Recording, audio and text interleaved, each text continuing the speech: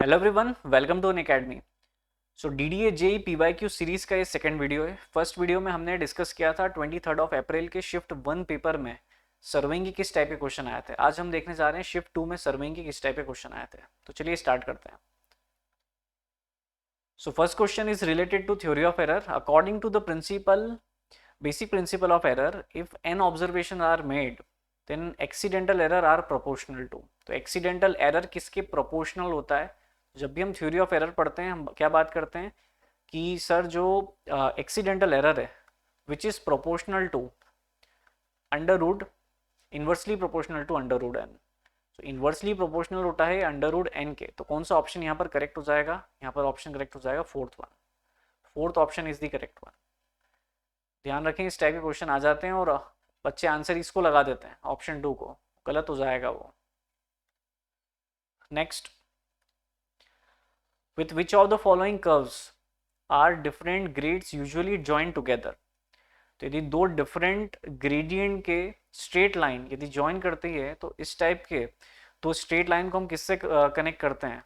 हम कनेक्ट करते हैं इसको बाय वर्टिकल कर्व। मतलब आप ये फ्रंट व्यू देख रहे हैं तो reverse curve wrong answer, transition curve wrong answer, vertical curve yes, so it is correct one, compound curve wrong answer. ये जितने भी कर्व्स आपको दिख रहे हैं, reverse curve, transition curve, compound curve, ये हमने हॉरिजॉन्टल प्लेन में प्रोवाइड कर रहे हैं, लेकिन यहाँ पर डिफरेंट ग्रेड्स की बात हो रही है। तो वर्टिकल प्लेन की बात हो रही है, इस वजह से ये जो कर्व होगा विच इज वर्टिकल कर्व। ये फ्रंट व्यू आप देख रहे हैं। Next question, according to the basic principle of contouring which of the following is true? कौन सा स्टेटमेंट ट्रू है ये बताना है। तो पहला स्टेटमेंट क्या है कि the interval is directly proportional. कौन सा interval? Contour interval. The contour interval is directly proportional to the complexity of the geographical features. So true नहीं है ये। The contour interval does not depend on the scale of map or complexity of geographical feature. बिल्कुल depend करता है complexity of geographical features पर, कितना अंड्यूलेशन है उस पर डिपेंडेंसी है। दूसरी बात, इंटरवल स्केल पर भी डिपेंड करता है, तो ये स्टेटमेंट भी रॉन्ग हो गया। Third, the interval is inversely proportional to the scale of map. हाँ, ये स्टेटमेंट बिल्कुल करेक्ट है। तो यदि हम स्मॉल स्केल मैप की बात करें, small scale map that means एक लार्ज एरिया को कवर कर रहा है क्या? यदि एक लार्ज एरिया को कवर कर रहा है तो आप कंटूर इंटरवल क्या लेना होगा? कंटूर इंटरवल लार्ज आपको कंसीडर करना होगा। So contour interval should be large, contour interval should be large. यदि लार्ज स्केल मैप पर बनता तो स्मॉल एरिया को कवर करता, तो कंटूर इंटरवल उस केस में आप लार्ज ले सकते थे। करेक्ट। सो क्या बोल पाएंगे हम इसके लिए? हम बोल पाएंगे sir contour interval is inversely proportional to scale. ये ध्यान रखें हर बार। स्मॉल स्केल है कंटूर इंटरवल ज्यादा होगा, लार्ज स्केल है कंटूर इंटरवल स्मॉल होगा। लास्ट स्टेटमेंट भी पढ़ लेते हैं। The contour interval is directly proportional to scale. No, it is inversely. Next, which of the following is not an advantage of plane table surveying? Advantage नहीं है। पहला statement, inaccessible point can be easily located by intersection. बिल्कुल सही statement है। Inaccessible point को आप locate कर सकते हैं। Irregular areas and object can be well represented. तो इरेगुलर एरिया हो या ऑब्जेक्ट हो, आप बाउंड्री पर रेंजिंग रॉड रखो, एलिडेट के थ्रू साइड कर लो, तो कोई प्रॉब्लम नहीं है। ये भी एडवांटेज है। It is suitable in magnetic areas. हाँ, सुटेबल है। ट्रफ कंपास की हेल्प से भले ही हम प्लेन टेबल को ओरिएंट ना कर पाए उस एरिया में, लेकिन हमारे पास एक ऑप्शन रहता है बैक साइटिंग का। तो बैक साइटिंग के थ्रू तो हम ओरिएंटेशन कर सकते हैं प्लेन टेबल का मैग्नेटिक एरियाज में। Number of accessories required are small. नहीं, ये स्टेटमेंट रॉन्ग है। ये नंबर ऑफ एसेसरीज लार्ज होती है, बहुत सारी होती है, ये डिसएडवांटेज है। तो ये बोल रहा है कि not an advantage, number of accessories required are small, तो ये स्टेटमेंट ही गलत है। बाकी सारे स्टेटमेंट सही है।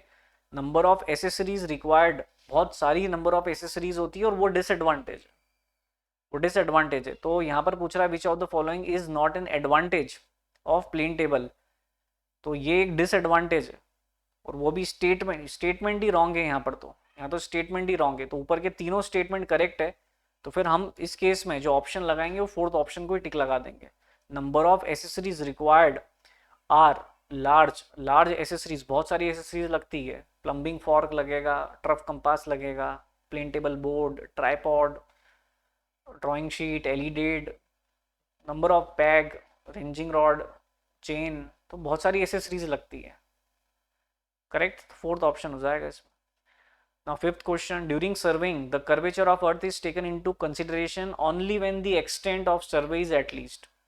अब इस टाइप के क्वेश्चन नंबर ऑफ एग्जाम्स में पूछे गए हैं और बच्चे बड़े कंफ्यूज रहते हैं इसमें, क्योंकि हम तो ये पढ़ते हैं कि sir if area of survey is less than 195.5 kilometre square, in that case plane survey हम परफॉर्म करते हैं, और एरिया यदि मोर होता है 195.5 किलोमीटर स्क्वायर, और एक लिमिट क्या होती है हमारे पास 250, तो अलग अलग जगह अलग अलग देखने को मिलता है, तो हमें ध्यान तो दोनों ही रखना है। अब यहाँ पर देखा जाए तो कौन सा आंसर टिक लगाओगे, एक भी ऑप्शन मैच नहीं करता है, तो इस केस में आप 260 को टिक लगा देंगे क्योंकि 250 के नियर ही है, so it is very near to 250। अब देखा जाए तो 195.5 के नियर तो 200 भी दिख रहा है हमको, बट ध्यान रखें बहुत सारी बुक्स में आपको 250 देखने को मिलता है और इसी के नियर आपको आंसर लगाना है विच इज़ 260 किलोमीटर स्क्वायर, तो अल्टीमेटली हमें एग्जाम में करेक्ट करके आना है, तो इसका ऑप्शन ध्यान रखें, सेकेंड ऑप्शन करेक्ट होगा। Next, which of the following is use to specify the size of theodolite.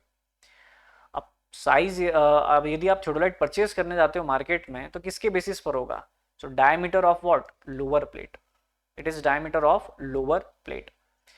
तो ये बीच बीच में वीडियो को पॉज करके आप खुद ही आंसर करने वाले हैं, है ना, फिर देखिएगा आंसर क्या है सही, पहले खुद से ट्राई करिएगा तो ये बेनिफिशियल रहेगा ये video. Now next question, a levelling operation is plan to run across a river, which of the following leveling operation shall be used for performing this। तो बीच में कोई रिवर ऑब्स्ट्रक्शन है तो किस टाइप की लेवलिंग करेंगे, ट्रिग्नोमेट्रिक, नो, ये तो इनडायरेक्ट टाइप ऑफ लेवलिंग है, फ्लाई लेवलिंग, बेंचमार्क को कनेक्ट कर दी स्टार्टिंग पॉइंट से, reciprocal levelling, yes, so our answer is reciprocal levelling, reciprocal levelling answer हो जाएगा। Next, which of the following is an obstacle to ranging but not chaining. तो video को pause करो और आंसर करो क्योंकि ये question number of times exam में पूछा गया है। कौन सा, which of the following is an obstacle to ranging, obstacle ranging में बट चेनिंग में नहीं है, तो चेनिंग कर सकते हो, डिस्टेंस मेजर कर सकते हो, लेकिन इंटरमीडिएट पॉइंट को एस्टेब्लिश नहीं कर सकते, तो कौन सा केस होगा, हिल का केस, बिल्कुल सही है, हिल का केस होगा जिसमें आप ए पॉइंट से बी पॉइंट तक डिस्टेंस तो मेजर कर पा रहे हो बट इंटरमीडिएट पॉइंट को एस्टेब्लिश डायरेक्ट रेंजिंग के थ्रू नहीं कर पा रहे। इसका सॉल्यूशन क्या है, सॉल्यूशन है इनडायरेक्ट रेंजिंग, जिसको हम रेसिप्रोकल रेंजिंग के नाम से भी जानते हैं, ये इसका सॉल्यूशन। रिवर चेनिंग परफॉर्म नहीं कर सकते लेकिन रेंजिंग पॉसिबल है, इंटरमीडिएट पॉइंट एस्टेब्लिश कर सकते हैं। Similarly for the pond, building चेनिंग भी नहीं कर सकते और रेंजिंग भी नहीं कर सकते, obstacle to both chaining as well as ranging. Next question, an angular reading having a whole circle bearing 335 degree 30 minutes would be represented in quadrant form। तो वीडियो को पॉज करें और आंसर करें। 335 डिग्री बोल रहा है, इसका मतलब ये वाली बियरिंग 335 डिग्री 30 मिनट्स, और रिड्यूस बियरिंग के फॉर्म में कौन सी बियरिंग आएगी, रिड्यूस बियरिंग के फॉर्म में ये बियरिंग आ जाएगी। 360 से माइनस कर दो, नॉर्थ वेस्ट आ जाएगा, तो नॉर्थ वेस्ट में तो हमें एक ही ऑप्शन दिख रहा है, बिना कैलकुलेशन करे आंसर लगा देते हैं, नॉर्थ वेस्ट, करेक्ट। तो टोटल 9 क्वेश्चन डीडीए जेई में आए थे, पिछले जो वीडियो था उसमें 8 क्वेश्चन थे, मतलब शिफ्ट नंबर 1 में। तो अनअकैडमी ऑफलाइन आ गया, आप लोगों को इन्फॉर्मेशन मिल गई होगी। यदि आप ऑफलाइन मोड में एसएससी जेई की प्रिपरेशन करने में इंटरेस्टेड हैं, आप इस बैच के साथ जाएं, टॉप एजुकेटर्स आपको पढ़ाने वाले रहेंगे। 17 मार्च तक ये ऑफर चल रहा था, अभी ऑफर जा चुका है, बट आप मैक्सिमम डिस्काउंट के लिए कोड यूज़ कर सकते हैं GA1111, और मैक्सिमम डिटेल के लिए आप इस नंबर पर कॉल कर सकते हैं। बैच स्टार्ट होने जा रहा है 18 मार्च से, मतलब आज से स्टार्ट हो चुका है बैच ई, जिसमें ये सब्जेक्ट स्टार्ट हुए हैं। कोड आप यूज़ करें GA1111 for the maximum discount.